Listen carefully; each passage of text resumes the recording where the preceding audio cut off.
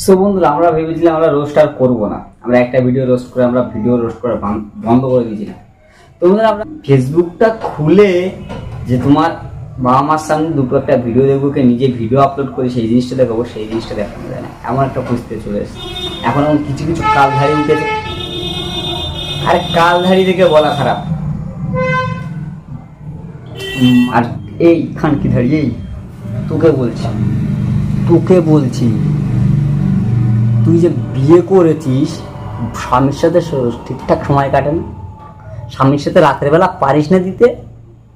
আমরা ভিডিও করি মানুষকে হাসানোর জন্য, মানুষকে কন্টেন্ট দেওয়ার জন্য, মানুষকে মনটাকে গুছিয়ে রাখার জন্য। তোরা কি করছিস? তোরা মান সম্মানে ফেলছিস। রেন্ডিগিরি করবি, সোনাগাছি যা। আর সাবধান করে দিচ্ছি, রেন্ডিগিরি করবি, সোনাগাছি যা। ভালো খোলা জায়গা আছে, সমস্ত ভালোভাবে করতে পারবি। সোশ্যাল মিডিয়ায় আসা তোদের দরকার নেই।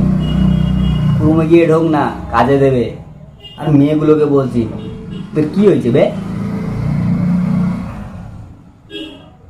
লাগবে সোনাগাছি চলে যাও, অকাজ আছে, হাততালি মারি পাবি। ছক্কা তো তোদের থেকেও ভালো রে।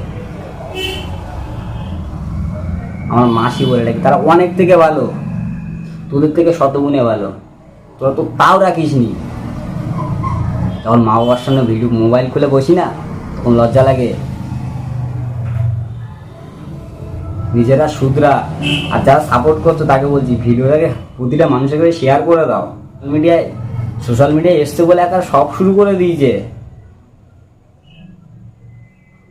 ইয়ং ছেলেদের বলছি, আমার মতো ছেলেদেরকে বলছি, তোরা আগে নিজেরা শুধরে যা, তারপরে বাদ বাকিটাই করবি। ওদের ভিডিওটাকে তোরা রিপোর্ট কর,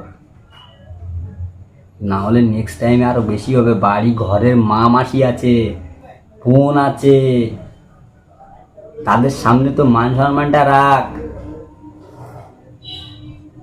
ভিডিওটা তাড়াতাড়ি শেয়ার কর।